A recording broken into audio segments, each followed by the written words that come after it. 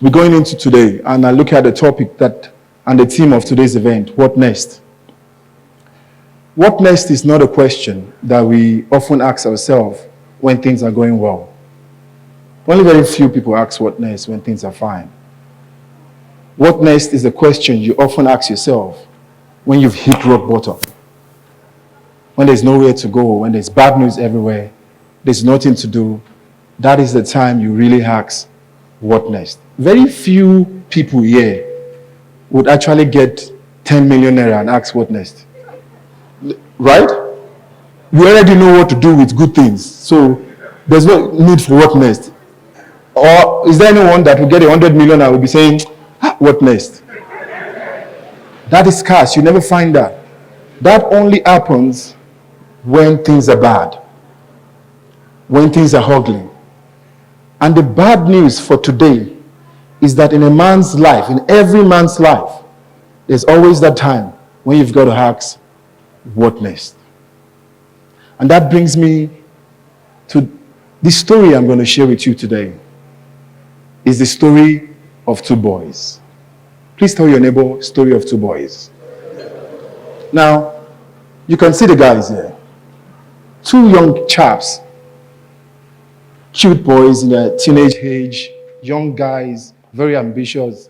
But let's name them, right? So that we can identify who is who. So the one on the left, let's call him boy A. Is that good enough? Boy A, and the one on the right, boy B. Two boys, boy A and boy B. These guys, like every one of y'all, had very positive plans for the future. They had that positive aggressiveness. They had that thing that, yes, we're going to make it. Like most of y'all, you and your peers and your friends will say to yourself, we'll make it in life, we'll push through it, we would make it happen, nothing is going to stop us. And they have that common thing that most of you have. We can't make it in Nigeria. Don't tell me you don't have that thought. Nigeria cannot be the place for us. So these guys would always talk about traveling.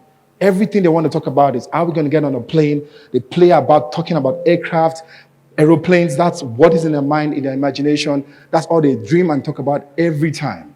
And they concluded that, you know what? We're going to leave this country. We're going to leave Nigeria together.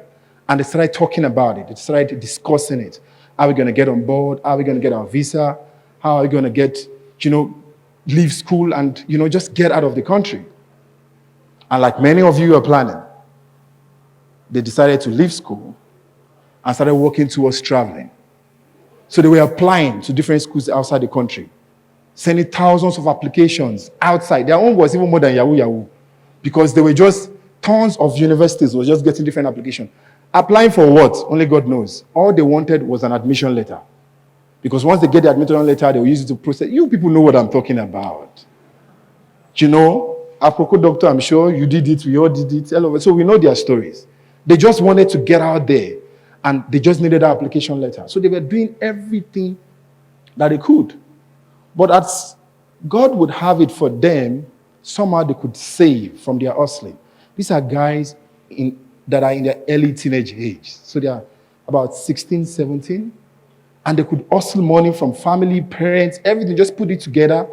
And they were just going from different traveling agencies just to go and get, how do we travel? How much is it? Okay, 300,000. They were raising the money. And of course, after giving them the bill, they were fine. But before they could go and do their visa application, they said, you know what, guys? We need to pray about this thing. Who can pray on this thing for us so that it's sure that we'll go. So they were doing their inquiries there in Lagos to say that, who is the strongest pastor, the reigning pastor.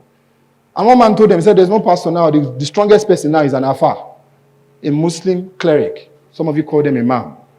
That Afa is the one that can pray for you guys and make it happen.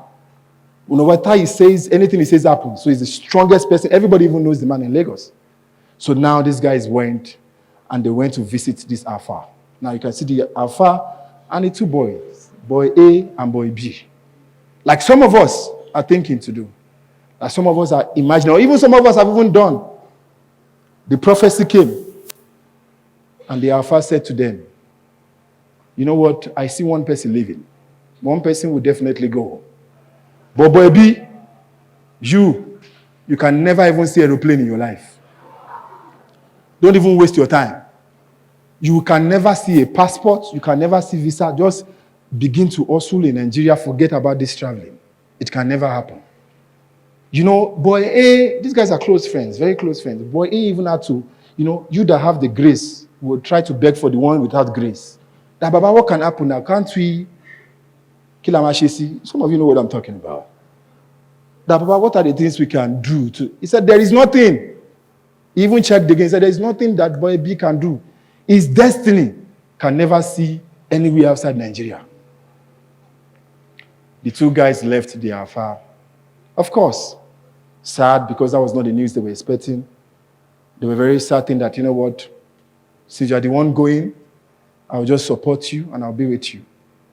But like that success ego on boy A, since he knows he's the one traveling, he's the one that is going to make it in life. Boy B will even beg for friendship. He will try and go bring him food, try and be with him, try and nurse him, try and play with him. So at least you don't forget him by the time you leave. So he's doing everything to nurse that friendship, knowing that boy A is going. So let me just do everything to invest in this friendship. So by the time he's there, he would do everything to at least be sending me money in Nigeria. But then came one day. Boy B asked himself the same question we are asking today. What next? What next was the question. Am I going to sit down and listen to what this Alpha said? What am I going to do when it's gotten to that stage where even your future has been shown to you by the most powerful being in that area then? Even boy B never even had the funds like boy A. Boy A was the one with the money. Have you done that kind of friendship before? Whereby you follow the money so that by the time that one wants to pay for the food, he will pay for your food as well. Most of you do that, right? At the cafeteria. Yeah. And now boy A cannot comprehend or even communicate with boy B anymore because his success level was high. There was no platform to relate again. That friendship has been altered. When boy A walks, he walks with pride. He doesn't really see boy B anymore. Boy B will go look for him at home. He will say they should tell him that he's not at home. And boy B was just sad. I said, what am I going to do? What next? What next? Am I going to accept this report? Or I'm going to keep pushing? Like I told you before, what next is the question you ask when things go wrong. And I promise you, one day in life, you're still going to ask that question. And you need to know what to do and how you answer that question. And that's why we gathered here today. Boy B decided, you know what? I'm going to give it all I can. I'm not going to care whatever they said or whatever anybody says. He started working on it by himself. Started thinking, coming up with his own ideas. Now, he's not just going to travel. He's going to travel, no funds. Rugged prophecies already awaiting you. They've already told you there's no future there. So his assignment is even far worse than most of you sitting in this room. All odds were against this guy. But he kept cracking, kept working online, kept sending his own applications, trying to get... the funny thing is when I listen to this story is that how do you apply for a school without even qualifications? You just apply, send a letter and say, my name is this, I want to be in your school. These guys were just writing a bunch of rubbish, but with the hope that one school will say, we have accepted you. But at some point, he realized that even if they accept him, how would he pay for his flight? His sponsor has been removed from the entire journey. So what is he going to do? He kept hustling. This guy kept pushing, and he kept pushing. He kept cracking it out, and he decided to say, you know what? I'm going to go meet pushers. How many of you know what they call pushers? Those ones are another different level of immigration, of travel agencies. If you have heard of pushers before, raise up your hand. May God not let you know of pushers. Oh. Pushers are the ones that will push you without visa. They will push you to any country. Have you heard of the guys that will go via ship? That will go into Libya and they will, no matter how, even by leg, they can get you to America. If you are ready to walk. And there are plenty in Oluwole in Lagos then, if you know the story. So this guy said, you know what, instead of me to be in this country with all these odds and without money, I would rather go to a pusher. And yes, he met one, an Igbo man. So Igbo Queen. They are always very creative. They can get you anywhere. And this man was ready. He said, okay, how much do you have? We will play with whatever you have. And he told Boy B, we go, but now Okada, we go take go. And they put Boy B on a bike, and they set out to leave for overseas on a bike. Yes, they crossed through borders and countries. They went through the Aflao border, the Seme border, got in through from Benin Republic, and they got into Togo in Lomé. And from Togo, it was supposed to now board, because from Togo, when you go airborne, it's still more lenient. He said the immigration officers there are very much calm, so it's better, let's go from that side. So Boy B followed. But as young as he is, don't forget the age. Now he's getting to about 17, 18 years old. You can imagine how scary that journey is, because they have to travel very late at night because of the smugglers and the customs. And when they travel at night, the gunshots between the customs and the smugglers, they will have to lay down on the bike, and they will lie down on the floor for hours till those smugglers pass, and they will continue their journey. They did this for days. Boy B kept pushing, that no matter what, I would go. Now, if you were in his shoes, I also think I would think like that. Can you imagine someone saying that you can never even see aeroplane? That means that can't even look up. And funny enough, Boy B was looking up. No plane was flying at that time. Since the day they gave him the prophecy, planes refused to fly over his head. So it was totally believable that he's never going to even see one. Now, Boy B got into Togo, Lomé to be precise, capital city. And that's where he's supposed to take off from. Now, he decided to go to God by himself now. Because now they've told him all the gods he has gone to meet through the servants. I've told him no. So let him go through God. That was his thought. And he started praying and fasting and praying and fasting. To be honest with you, when you don't have the right papers to travel abroad, you will pray and fast. It's people that have the right things that don't even do those things. Even people who have visas still pray and fast in this country. I don't know why. They are not still certain. So you can imagine somebody who doesn't even have anything. And you remember he was speaking to that pusher. He said, "Oh God, but this country where they go, I don't know anybody." That guy said, "If you go there, just the worker straight. Anybody where you see one black man, two black man, the third man, Igbo man, talk to her, he will help you." That was what he told him. That out of every 3 black people abroad, 1 will be a Nigerian. Just talk to him, hold him, beg him, hug him. He will take you home. Just don't let him go. So that was all the things that was programmed.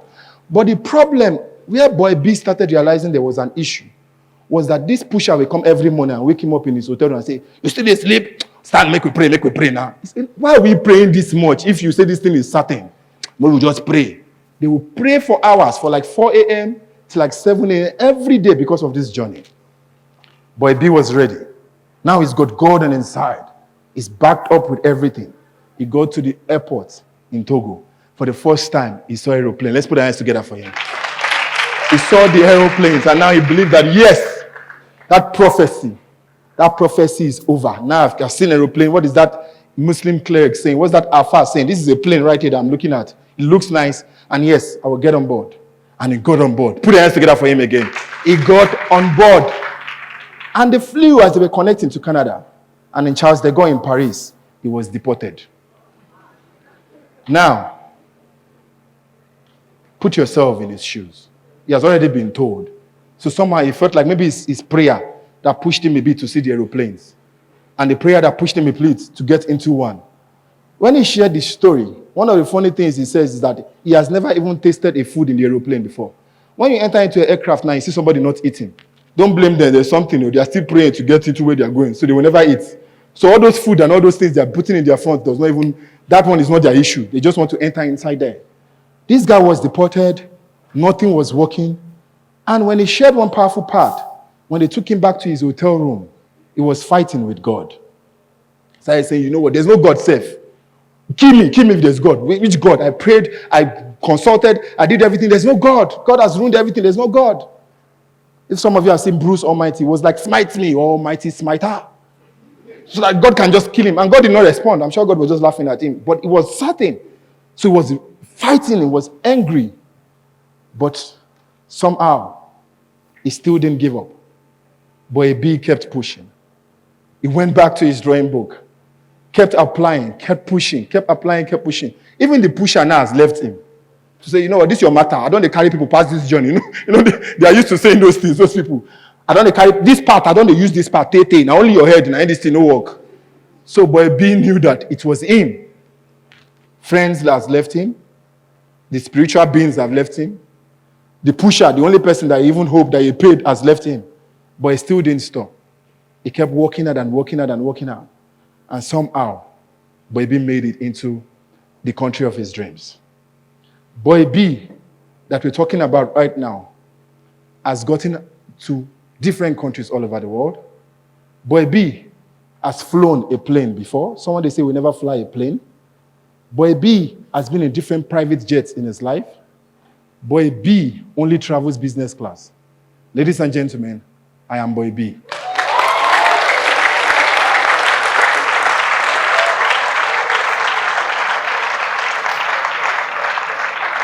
Now you need to understand something. What next is what brings us here today. But this same guy you're looking at here flying this plane is the same guy they told that he would never see an aeroplane in his life. And one of the reasons he wanted to do is, you know what, I will not just fly in one, I would fly one. This same guy that they said is the one in different private jets with different top people across Africa, across the world, in different type of private jets, from the Challengers to the whatever aircraft you want to say, the same person that they said. And this same guy is the one that only flies business class. No matter the report or what is in front of you, no matter the bad news, in front of you now or ahead of you, the next thing you should ask yourself is, am I going to take a step of faith, step of courage, and a step to my own vision, to my own destiny? Till today, ladies and gentlemen, I am still looking for that alpha. I want to put him on a private jet so that I can not just cancel his prophecy, I would also cancel it upon his own life to prove to him that what you have said does not define me. My destination is forever my motivation.